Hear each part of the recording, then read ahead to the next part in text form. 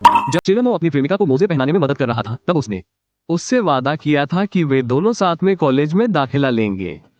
लेकिन जब कॉलेज प्रवेश परीक्षा आए तो उसके पास चीनी भाषा वाले भाग में जानबूझकर शून्य अंक लाने के अलावा कोई चारा नहीं था। अंत में उसे केवल 600 अंक मिले और उसका कॉलेज में दाखिला नहीं हो पाया। दूसरी ओर चिन्मो सीधे विदेश पढ़ने चला गया। उसे यह नहीं पता था कि चिन्मो कॉलेज जा ही नहीं पाया। उसे मजबूरी में पढ़ाई छोड़नी पड़ी और उसने फूड डिलीवरी का काम शुरू कर दिया। उस रात चिन्मो थका हुआ डिलीवरी करने निकला। अपने आखिरी ऑर्डर के रास्ते में उसे अचानक एक रेंज रोवर ने टक्कर मार दी और वह गिर पड़ा। उसके तुरंत बाद लाल ऊंची एड़ी के जूते पहने एक महिला दौड़कर आई और उसके पास बैठ गई। उद्धरण चिन्ह, क्या तुम ठीक हो? मेरा इरादा नहीं था। बोलते हुए उसने अपना गुची हैंडबैग खोला और उसमें से ढेर सारे पैसे निकाले। उद्धरण चिन्ह, लगता है तुम्हें 2 या 3 हजार चाहिए। पहले ये लो और पास के अस्पताल जाकर जांच करवा लो। देखो, तुम्हें बुरा तो नहीं लग रहा कि मुझे अभी बहुत जरूरी काम निपटाना है। इतना कहकर उसने चुनमो के हाथ में पैसे रख दिए और जाने के लिए उठी। लेकिन कुछ ही कदम चलने के बाद वो तुरंत पीछे मुड़ी, फिर से नीचे बैठ गई और अपनी जेब से पेन निकाला। उसने जल्दी से एक स्टिकी नोट पर फोन नंबर लिखा, फिर अपना आईडी कार्ड और नोट दोनों चुनमो के हाथ में थमा दिए। उसने चुनमो से कहा, अगर कोई काम हो तो मुझे कभी भी फोन कर लेना। मेरा नाम शिनुचो है। जब तक चुनमो ने आईडी देखने के लिए सिर झुकाया, तब तक वह जा चुकी थी। पूरी प्रक्रिया में शायद 1 मिनट भी नहीं लगा। दोनों ने मुश्किल से कुछ शब्द ही बोले थे कि सफेद रेंज रोवर गाड़ी चली गई। अपनी आखिरी डिलीवरी पूरी करने के बाद चुनमो मुश्किल से उठा। उसने अपनी इलेक्ट्रिक बाइक अकेले ही घर तक धकेली। उस समय भी उसके हाथ में उस महिला रेंज रोवर ड्राइवर का आईडी कार्ड था। रात काफी हो चुकी थी। थोड़ी देर हिचकिचाने के बाद उसने फोन उठाया और उस नंबर पर कॉल किया। पहली कॉल का जवाब नहीं मिला। 1 मिनट बाद उसने फिर कॉल किया। इस बार कॉल तुरंत कट गई। चिन्मो को अभी चैन नहीं आया, इसलिए उसने तीसरी बार डायल किया। इस बार आखिरकार कॉल लग गई और दूसरी तरफ से एक अधीर महिला की आवाज आई, कौन है? अगर कुछ कहना हो तो जल्दी बोलो। चिन्मो ने विनम्रता से जवाब दिया, अभी अभी आपने ही मुझे अपनी कार से टक्कर मारी थी। मुझे माफ कर दीजिए, बहुत बहुत माफ कर दीजिए। उसका रवैया पूरी तरह बदल गया और वो बार बार माफी मांगने लगी। उद्धरण चिन्ह, यह मेरी गलती थी। मुझे सच में बहुत अफसोस है। आप अभी किस अस्पताल में हैं? क्या आपकी जांच हुई? डॉक्टर ने क्या कहा? उसकी आवाज सुनकर चिन्मो को थोड़ा अच्छा लगा और उसने शांत होकर जवाब दिया, मैं ठीक हूँ, बस मेरी इलेक्ट्रिक बाइक के बाहरी कवर पर थोड़ी सी दरार आ गई है। जब तक आप ठीक हैं कोई बात नहीं। बाइक कितने की है? मैं भुगतान कर दूंगा। फोन पकड़े हुए चानिमो ने कहा, आपने जो पैसे दिए हैं उससे काम हो जाएगा। आपकी आईडी अभी भी मेरे पास है। क्या आप आकर उसे ले जा सकते हैं? क्या आप अभी आ सकते हैं? उसने हिचकिचाते हुए पूछा कि क्या उसका कोई दोस्त आईडी लेने आ सकता है, क्योंकि उसे कुछ काम था और वह जा नहीं सकती थी। चुनिमो मान गया और उसने उसे अपना पता दे दिया। फोन रखने के बाद चुनिमो एक लकड़ी के स्टूल पर बैठ गया और अपने जख्मों पर मरहम लगाने लगा। लगभग आधे घंटे बाद उसने दरवाजे पर दस्तक सुनी। चुनिमो उठा, अपने बेडरूम से बाहर आया और लिविंग रूम में पहुंचा। जब उसने दरवाजा खोला तो बाहर 4 आदमी खड़े थे। आगे खड़ा आदमी लगभग उसकी उम्र का लग रहा था, शायद 20 साल का, जबकि उसके पीछे खड़े 3 आदमी चौड़े कंधों वाले और हटे कट्टे थे। आगे वाले आदमी ने उसे देखकर पूछा, क्या तुमने ही फोन किया था? तुम कौन हो? इससे पहले कि चिन्मो अपनी बात पूरी कर पाता, उस आदमी ने बेसब्री से पूछा, क्या तुम्हारे पास शिनोचू की आईडी है या नहीं? शिमो अभी अपनी बात पूरी भी नहीं कर पाया था कि उस आदमी ने उसके चेहरे पर जोरदार मुक्का मारा और लात भी मारी। इससे पहले कि चोन कुछ समझ पाता, वो जमीन पर गिर पड़ा। उसने उठने की कोशिश की, लेकिन उस आदमी का पैर सीधे उसकी तरफ आया। पल भर में चुन्मो के मुंह में खून का स्वाद आ गया। चोंग, जो बगल वाले कमरे में अक्सर उसके साथ शराब पीता था, ने अपने बेडरूम का दरवाजा खोला। उसने एक नजर डाली और जल्दी से दरवाजा बंद कर दिया। वो आदमी चुन्मो के पास गया और अपने चमड़े के जूते से उसकी बाह पर पैर रख दिया। फिर ठंडे स्वर में पूछा, पहचान पत्र कहाँ है? शिमो कुछ बोलना चाहता था, लेकिन उसका आधा चेहरा सुन्न हो गया था और उसके मुंह से शब्द नहीं निकल रहे थे। वो आदमी अपने पीछे खड़े तीनों की तरफ मुड़ा और बोला, अंदर जाओ और ढूंढो। पहचान पत्र और नोट बेडरूम की मेज पर थे। वो गुंडा जल्दी से गया और उन्हें ढूंढकर उसे सौंप दिया। उस आदमी ने पहचान पत्र पर एक नजर डाली, फिर संतुष्ट होकर उसे अपनी जेब में रख लिया।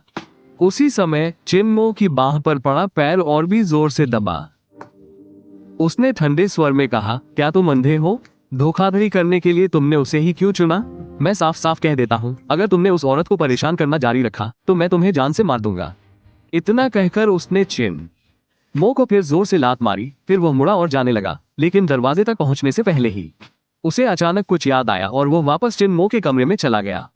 उसने चिन मो का फोन छीना और उसके सामने ही जमीन पर पटक दिया। उन्होंने ये सुनिश्चित किया कि फोन पूरी तरह से टूट जाए, उसके बाद ही वे अकड़ते हुए चले गए। उनके जाने के बाद चिन मो बिस्तर के किनारे अकेला बैठा रहा। उसकी उंगलियों के बीच एक सस्ती सी सिगरेट सुलग रही थी। वो समझ नहीं पा रहा था कि ये दुनिया हमेशा इतनी अन्यायपूर्ण क्यों है। इससे भी बढ़कर वो समझ नहीं पा रहा था कि हर कोई मुखौटा क्यों पहने रहता है, या उसने उसके साथ ऐसा क्यों किया। उसने अपना पहचान पत्र क्यों छोड़ा और बाद में लोगों को उसे पीटने के लिए क्यों भेजा। क्यों? मन ही मन उसने खुद से वादा किया कि उसे जवाब जरूर मिलेगा। उसे जानना ही था कि वो बाहर असल में क्या करने की कोशिश कर रही है।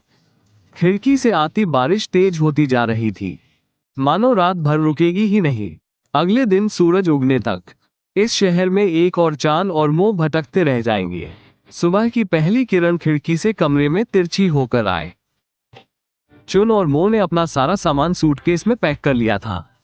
आज वो उस किराए के कमरे से निकल रहा था क्योंकि पिछली रात जो हुआ था, मकान मालिक को लगा कि वो कुछ संदिग्ध लोगों के साथ मिल गया है, इसलिए अब उसे कमरा किराए पर नहीं दिया जा रहा था। सूटकेस उसके खस्ताहाल इलेक्ट्रिक स्कूटर के ऊपर रखा था। उसके पास बस वही 2600 येन बचे थे जो उस औरत ने बारिश में उसे फेंके थे। पिछले महीने जब उसे तनख्वाह मिली तो उसने एक एक पैसा अपने पिता के इलाज के लिए घर भेज दिया था।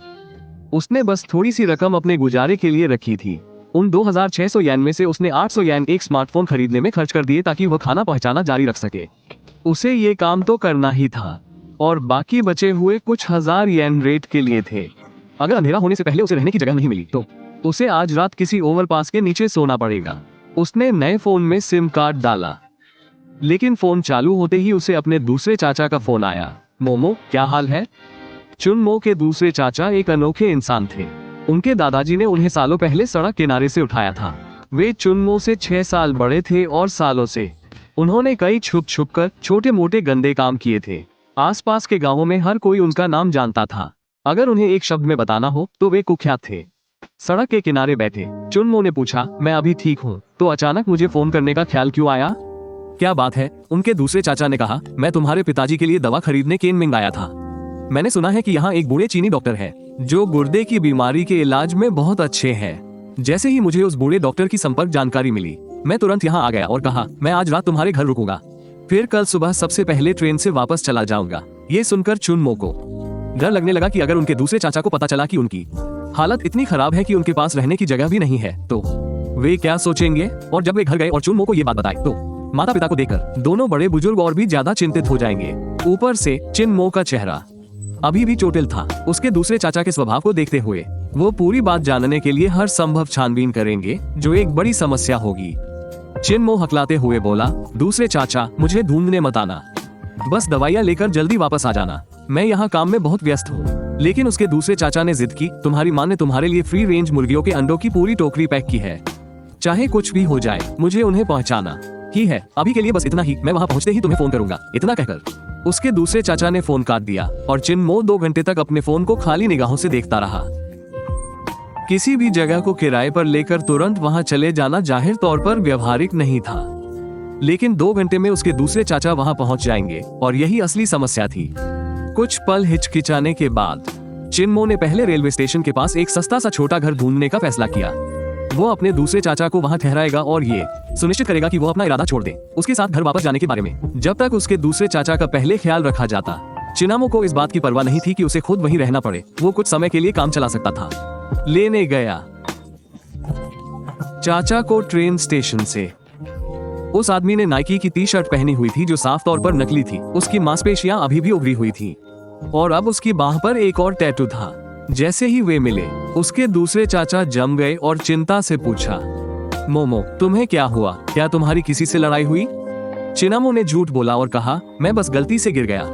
उसके दूसरे चाचा को उस पर विश्वास नहीं हुआ और उन्होंने कहा, तुम्हें क्या लगता है कि तुम अपने दूसरे चाचा को उसी तरह बेवकूफ बना सकते हो जैसे तुम अपने माता पिता को बेवकूफ बनाते हो, जो गिरते हैं और इस हालत में हो जाते हैं? क्या तुम्हारी पिटाई हुई है और तुम मानने की हिम्मत भी नहीं करते? चिनेमो जानता था कि उसके दूसरे चाचा ने जीवन में बहुत कुछ देखा है। उन्हें बेवकूफ बनाना कभी आसान नहीं होगा, लेकिन फिर भी वो इस बारे में बात नहीं करना चाहता था। इसलिए उसने बात टाल दी और कहा, चलो मैं तुम्हें ले चलता हूँ। पहले आप जहाँ रुक रहे हैं, मैं आज दोपहर आपके साथ जड़ी बूटी वाली दवा लेने चलूंगा। उसके दूसरे चाचा ने कुछ नहीं कहा और बस उसके बगल में चलने लगे। जब वे छोटे से कमरे में पहुंचे जहां उन्होंने पहले से बुकिंग करा रखी थी, तो चिमो ने कहा, आज दोपहर दवा लेने के बाद आप आज रात यहीं रुकेंगे, मैं काम पर चला जाऊंगा। मेरे माता पिता को मेरी पिटाई के बारे में मत बताना, नहीं तो वे चिंता करेंगे। लेकिन चाचा लगातार पूछते रहे, आखिर हुआ क्या? तुम्हें किसने इतना पीटा? मोमो, क्या तुम परिवार से कुछ छिपा रहे हो? पहले मुझे बताओ कि तुम्हें किसने और क्यों मारा? दुखी होकर चुनिमो बिस्तर के किनारे बैठ गया और एक सिगरेट जलाए। फिर उसने बुदबुदाया, मुझे क्या पता कि उन्होंने मुझे क्यों पीटा। इसके बाद उसने अपने दूसरे चाचा को पिछली रात की सारी घटना बताई और अंत में उसने उन्हें याद दिलाना नहीं भूला, मेरे माता पिता को इसके बारे में मत बताना। ठीक है, मैं नहीं चाहता कि वे फिर से परेशान हो। मेरे पास अभी भी कुछ 100 रुपए हैं, जब आप वापस जाएं तो उन्हें ले जाना और मेरे पिताजी को दे देना। उसके दूसरे चाचा ने अपना सिर नीचे कर लिया और कुछ मिनट चुपचाप सिगरेट पीने के बाद उसने कहा, जान लो कि मैं तुम्हारे माता पिता को नहीं बताऊंगा।